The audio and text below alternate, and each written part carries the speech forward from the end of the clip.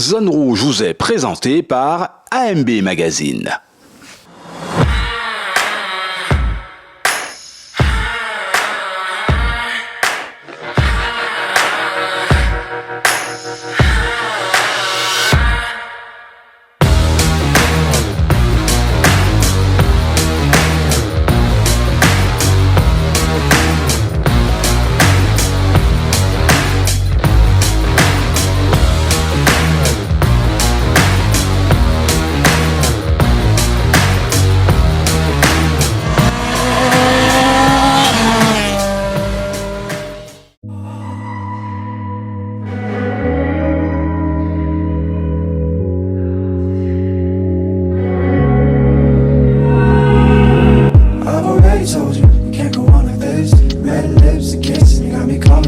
Salut à tous, nouveau Zone Rouge, nouvelle actualité et donc 26 minutes plongées dans l'univers mécanique Made in Guadeloupe, programme sur mesure concocté rien que pour vous et notre sommaire pour vous mettre d'entrée, l'eau à la bouche. Toujours plus moderne, plus dynamique, plus audacieuse, la Volkswagen Polo revient sur les devants de la scène des nouveautés automobiles avec plus d'arguments, plus de charme. Où se situent donc les changements de l'indétrônable citadine de référence.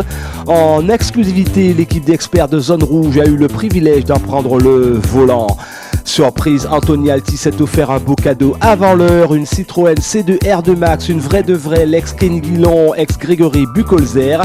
Pourquoi le choix de cette auto et quels sont désormais ses objectifs?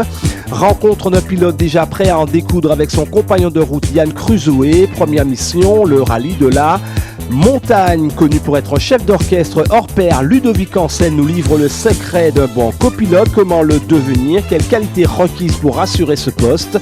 Focus sur un passionné que Thibaut Fournier a recruté pour attaquer la montagne ce week-end. Zone Rouge, toujours une actualité d'avance, une pure montée d'adrénaline. Zone Rouge, c'est ici et nulle part ailleurs. Zone Rouge, c'est parti.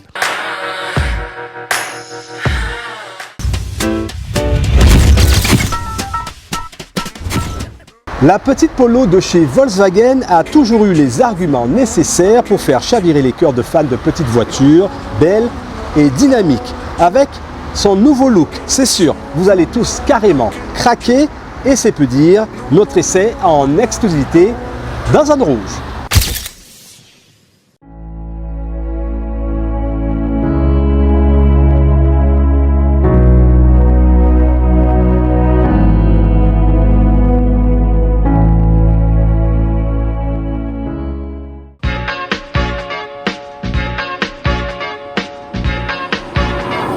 Comment faire taire les mauvaises langues qui voyaient dans la Polo 6e génération un simple restylage pour que la marque se donne bonne conscience?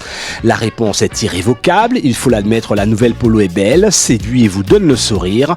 On pourrait presque se tromper en la prenant pour une Golf, le pari était osé. La Golf a une petite sœur que les confrères de la presse nationale ont appelée habilement la Baby Golf, mais les mensurations prouvent bien qu'il s'agit d'une Polo, mais qui, disons-le franchement, a désormais les arguments pour jouer les grandes. À première vue, elle y réussit parfaitement bien avec cette nouvelle calandre plus généreuse, plus agressive. Et cerise sur le gâteau, cette nouvelle signature lumineuse en place un inédit bandeau LED. N'ayons pas peur des superlatifs, c'est magnifique. Et puisque le design avant est une réussite, pas droit à l'erreur pour l'arrière, l'équilibre doit être parfait, le changement est profond, les blocs optiques sont bien plus imposants, ils mordent sous le haillon arrière. C'est là toute la subtilité du savoir innové de la Polo, savoir-faire de Volkswagen pour rester dans la tendance du design moderne.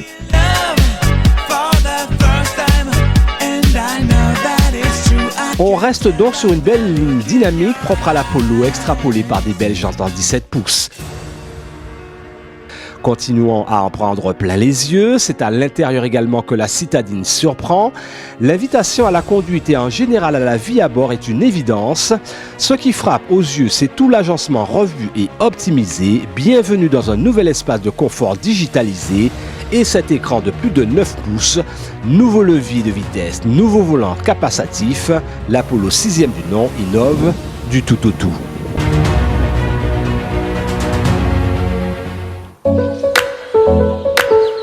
Et ce n'est pas fini. Volkswagen, qui a une réputation à tenir en matière de sécurité aussi passive qu'active, demeure là encore une référence. La Polo 6 hérite de cette expérience incontestable. Dynamisme du train avant, précision de la direction, boîte DSG d'une extrême souplesse, le tout dans une atmosphère silencieuse. Le moteur de notre modèle d'essai version Airline est le 1 litre TSI doté d'un turbo à géométrie variable. L'auto s'arrache selon votre demande. Le plaisir est polonisé. Accordez-nous exceptionnellement ce terme.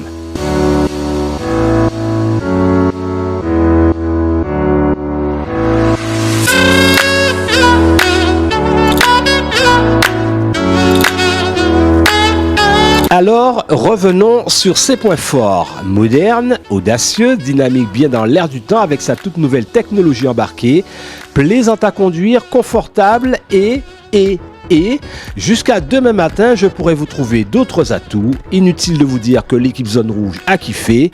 Ça se voit tant que ça.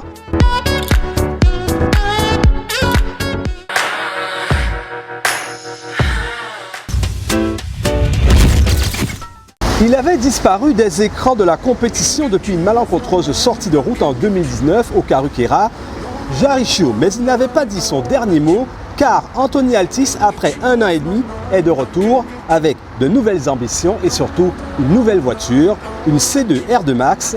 Quel bonheur!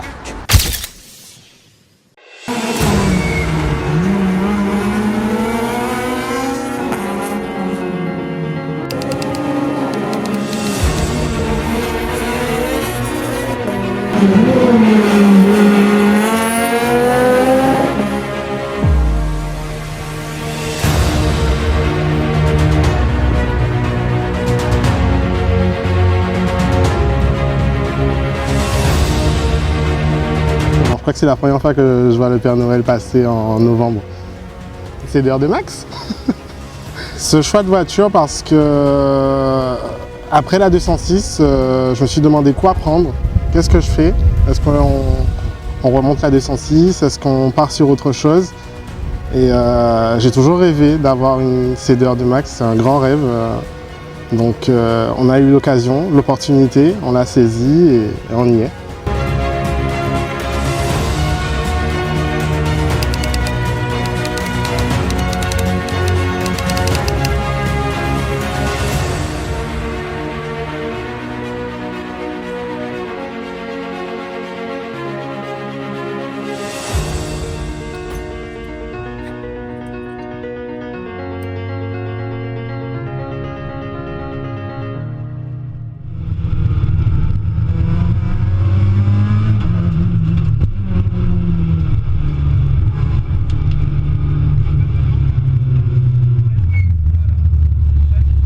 C'est une voiture exceptionnelle. Déjà, quand on voit au niveau national, donc dans l'Hexagone, les résultats et les marges de progression des pilotes qui ont cette voiture, je pensais déjà à Manuel Kissoun, notre représentant local en Hexagone. On voit les résultats de Manuel aujourd'hui.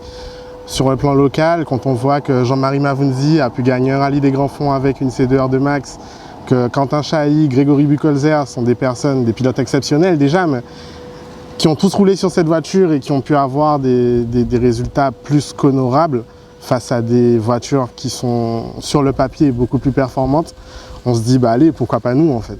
Cette fameuse boîte séquentielle, ouais, c'est on va dire le grand manche qui fait plaisir.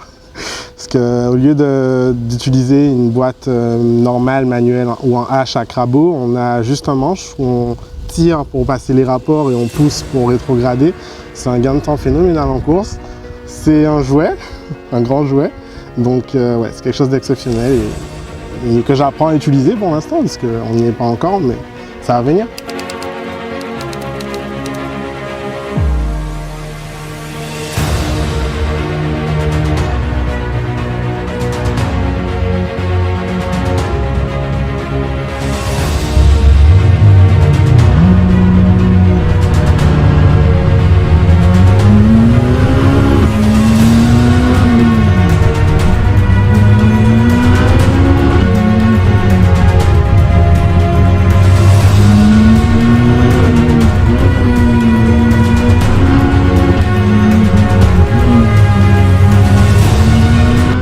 Avec Anthony, ce sera une première.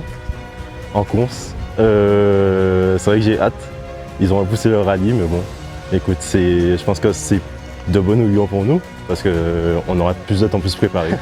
Anthony, avant tout, je l'ai connu à la voile parce qu'on a fait de la voile ensemble. Ensuite, par la suite, nos parents se sont connus, on s'est côtoyés, on a été en course ensemble et puis voilà. Et aujourd'hui, on se retrouve dans le même baquet, dans la même voiture.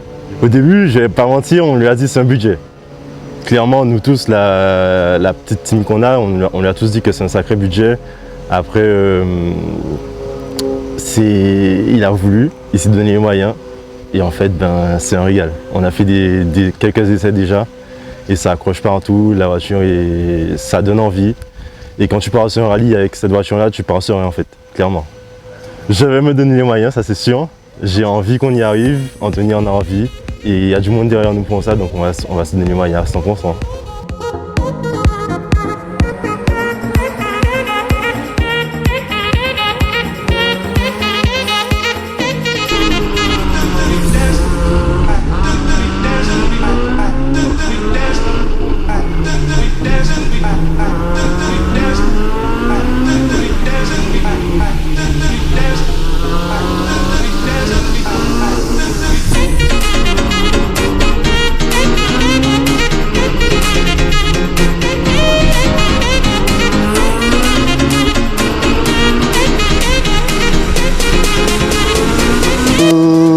Je dirais que oui, puisque c'est un terrain que je ne connais pas. Je n'ai jamais roulé sur ce rallye, mis à part avec Lionel en copilote.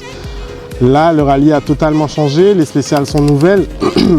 Donc, ouais, ça va être une bonne école, nouveau rallye, nouvelle voiture. Donc un apprentissage à 100%, nouveau copilote également. Donc, ouais, on va tout apprendre le week-end prochain.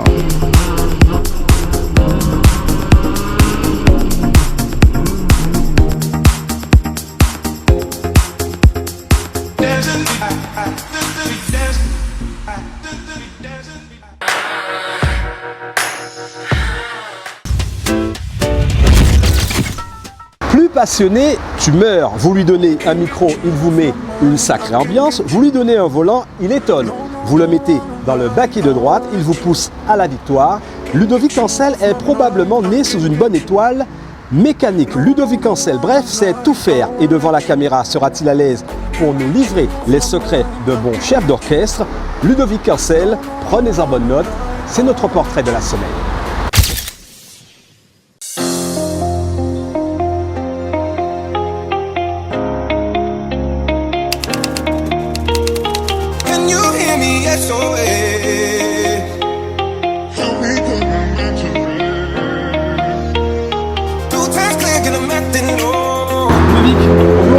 Salut Eric. Comment vas-tu? Très bien. Et comment va l'animateur de l'épreuve des Mamelles du 7 novembre dernier? Il va très bien aussi, ça s'est très bien passé. J'ai pu continuer à vivre ma passion mais différemment. Si c'est pas dans un baquet, c'est à l'organisation, avant la manifestation. Et le jour J, c'est vrai que je prends un très grand plaisir à mettre en valeur les performances des différents pilotes qui s'engagent, mettre en valeur également l'organisation et les partenaires. Qu'as-tu retenu essentiellement de cette journée? Le retour d'un grand nombre de participants, 4 femmes également au volant, ça n'arrive vraiment pas souvent. Le retour du public en masse, j'étais pas souvent sur le circuit, mais les échos que j'ai eus, c'est qu'il y avait effectivement beaucoup de public, comme à la grande époque des pilotes de renom. Et puis voilà, c'est ce que j'ai retenu, pas une goutte de pluie. Et ça, c'est vraiment rare quand il s'agit de la course de Côte des Mamelles. Alors, Ludo, après 10 heures animées dans le micro, un grand verre d'eau, ça a fait du bien? Après 10 années derrière 10 heures, après 10 heures derrière le micro, un verre d'eau, ça fait du bien? Ah oui, bien sûr. J'avoue que c'est plusieurs gorgées d'eau tout au long de la journée pour tenir le rythme. Parce que c'est vrai qu'avec 31 voitures, 31 pilotes, le rythme est très soutenu. Alors Ludovic, écoute bien cette liste que je vais énumérer. Oui. Jean-Marie Mavunzi, Oui. John Powell, Quentin Chailly, Ed Novicki. Quel est le point commun entre tous ces pilotes et toi?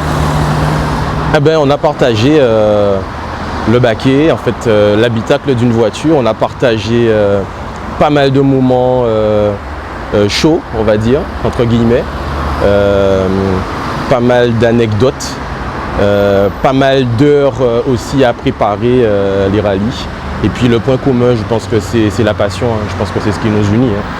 Voilà. Alors dans la liste, t'en as oublié aussi, je crois que j'ai pas entendu Louis Jean-Baptiste qui m'a offert cette opportunité en premier. Il y avait aussi David Zénon après en groupe N. Il y avait aussi Jérôme Colas, si je ne m'abuse. Oui, c'est ça. Et puis encore d'autres peut-être à venir. Alors là, on a affaire à des pointures de notre championnat. Est-ce à dire qu'ils reconnaissent en toi des qualités de véritable copilote? Eh bien, c'est ce que j'entends dire. En tout cas, pour ma part, je le fais toujours avec passion, toujours avec beaucoup de sérieux. Parce que quand il s'agit effectivement de monter dans une voiture de compétition, ce n'est jamais anodin. Donc ils reconnaissent, je pense, le sérieux, le côté méticuleux aussi. Parce que pour aller vite en compétition, il faut surtout bien travailler en amont. Essayer en tout cas de ne pas laisser de place à l'improvisation pour que le jour J, qu'on n'ait qu'à réagir aux choses qu'on ne peut pas maîtriser. Voilà. Mais en amont, effectivement, beaucoup de préparation, de la complicité aussi, ça compte. Concrètement, qu'est-ce qu'un bon copilote? Alors, pour moi, un bon copilote, prépare-toi, peut-être ça va être long. Pour moi, un bon copilote, comme je l'ai dit tout à l'heure, il prépare avant tout. Il est au fait de la réglementation. Il ne compte pas les heures aussi pour préparer le rallye en amont. Le calcul des consommations, par exemple, faire le point avec l'assistance. Pour avoir les lieux exacts de l'assistance, les durées, ce qu'on aura à faire sur le véhicule. Il a aussi, je pense, de bonnes qualités relationnelles. Pourquoi? Parce que le fait que j'ai pu passer de pilote en pilote, j'en ai compté au moins 6 ou 7 déjà en très peu de temps. Chaque pilote a sa façon de fonctionner, son caractère. Donc le copilote, à mon avis, doit avoir également une bonne faculté à repérer chez son pilote peut-être ses points forts, ses points améliorés, de façon à l'encourager quand il faut, parfois le freiner aussi, ça peut arriver. Le bon copilote, c'est celui aussi qui, de mon point de vue, a un minimum de conditions physiques, parce qu'il ne reste pas que dans la voiture. Il doit monter, descendre, aller pointer, revenir, s'attacher, enfin s'arnacher plutôt. Parfois on cavale pas mal. Ça peut arriver que sur une liaison, on soit en retard, on prend son carnet, on doit aller pointer, on doit à ce moment-là faire des sprints aussi. Ça peut arriver. Le bon copilote, c'est celui aussi qui est un peu, entre guillemets, mère poule. Je m'explique. Parce que si j'en dis comme ça, ça va être compliqué à comprendre. C'est-à-dire qu'il prend soin de son pilote pour que son pilote n'ait qu'une chose en tête, exploiter le maximum de son pilotage de la voiture. S'assurer que son pilote et lui-même aussi est suffisamment alimenté, suffisamment hydraté. D'accord? Et puis après aussi, en cas de bévue lors d'une spéciale, on pense qu'on a attaqué un maximum et que le résultat n'est pas là, c'est savoir aussi le remobiliser avec les bons mots en fonction de son caractère pour rester concentré sur l'objectif final. Ludovic, quand ces hommes te sollicitent, qu'est-ce qu'il y a derrière comme objectif? Aller le plus vite possible ou parfois jouer la gagne? Moi je pense que c'est aller le plus vite possible à chaque fois. Comme je dis souvent, on est en compétition, donc c'est aller le plus vite possible, mais en fonction des objectifs du niveau de pilotage et puis du matériel dont on dispose aussi, de la voiture. Ça peut nous placer dans le milieu de classement, en fin de classement aussi. L'objectif c'est d'optimiser à chaque fois ce qu'on a. Alors bien sûr, quand on a un bon coup de volant et une bonne voiture, on ne va pas se cacher, on vient pour la gagne. Et quand on vient pour la gagne, on s'y prépare. Voilà. Alors Ludo, quand ces mêmes pilotes te sollicitent, le oui vient-il instantanément ou il te faut un temps de réflexion pour accepter la mission? Il me faut un temps de réflexion parce que comme je te le disais tout à l'heure, c'est un engagement et puis c'est une responsabilité aussi. Je t'avoue que ça m'est arrivé de dire non. Voilà, ça m'est arrivé de dire non. J'explique pourquoi. Ça peut être par rapport à un temps de préparation que j'estime pas suffisant, compte tenu de l'expérience du pilote ou compte tenu de la difficulté de la course à venir. Ben oui, il y a un temps de réflexion. C'est un engagement de se mettre dans une voiture de course parce que l'objectif c'est d'aller vite. Pour chacun des pilotes que tu as choisi, il faut partir carrément d'une page blanche. Alors pas forcément. La plupart, oui, puisque j'en ai copiloté déjà un paquet. Celui avec lequel je suis retourné, c'est Quentin Chailly. Là, la deuxième fois, c'était un oui tout de suite, puisque la première fois, Quentin n'avait que 4 mois de permis, je crois. C'était sur la Mégane à l'époque, la F2000. Et quand après, il a fait l'acquisition de la C2R2, j'ai dit oui, sans problème. Ludovic, est-ce que parfois ton rôle de copilote avec l'expérience acquise te pousse à donner ton avis sur les notes? C'est peut-être bien arrivé? Oui, bien sûr. Oui, bien sûr, bien sûr. Donner mon avis sur les notes par rapport à mon ressenti, mais jamais par rapport à ce que des pilotes précédents faisaient. Ça me semble logique, mais c'est vrai que par rapport au fait que j'ai déjà copiloté pas mal de pilotes avec des caractères différents, des styles d'attaque différents aussi, des styles de notes, des styles de notes différents, ça m'arrive effectivement de donner mon avis. Voilà. Ludovic, comment expliquer aux fans qu'une année, avec Quentin Chailly, tu as amené une C2R2 sur une deuxième marque podium, un rallye des grands fonds, comme toi? C'est possible? Oui, tout est possible.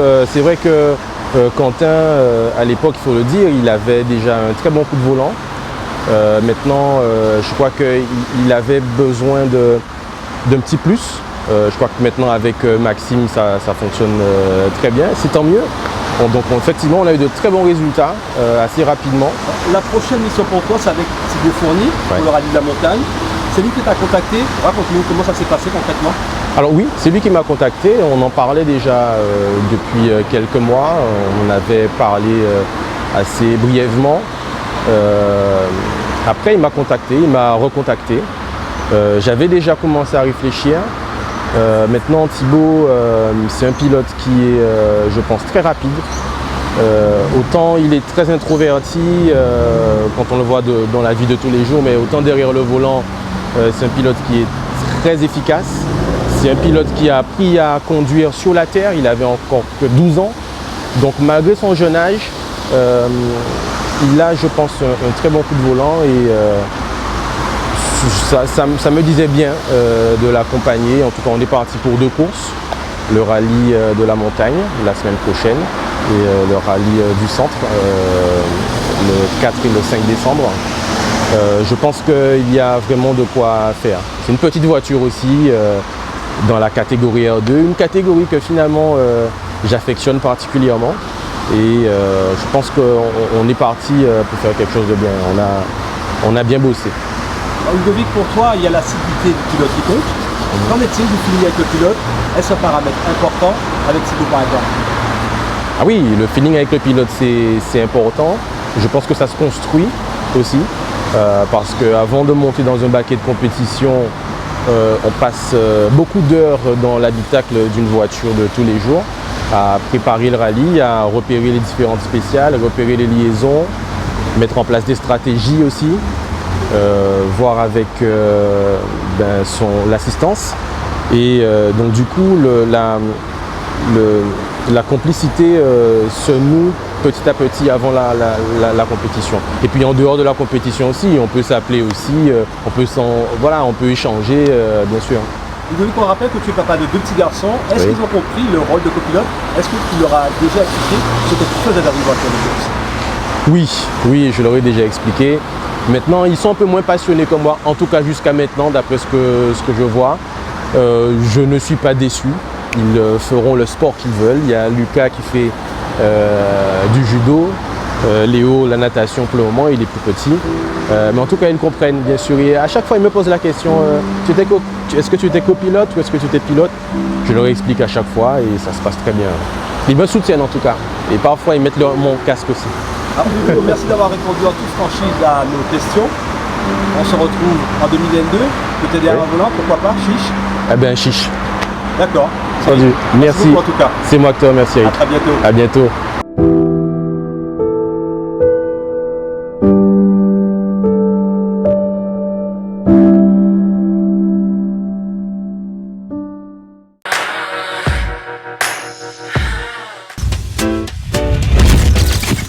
Zone Rouge, c'est terminé pour ce soir. 2 rendez-vous à ne pas manquer ce week-end. Le Run Trophy à Goya ce dimanche en hommage à Jean-Marie Châteauneuf. Puis, dès le vendredi soir, prologue de nuit à Basse-Terre en amorce du rallye de la montagne. Restons prudents sur les routes. À la semaine prochaine, même jour, même antenne. Nous, en attendant, on coupe les moteurs.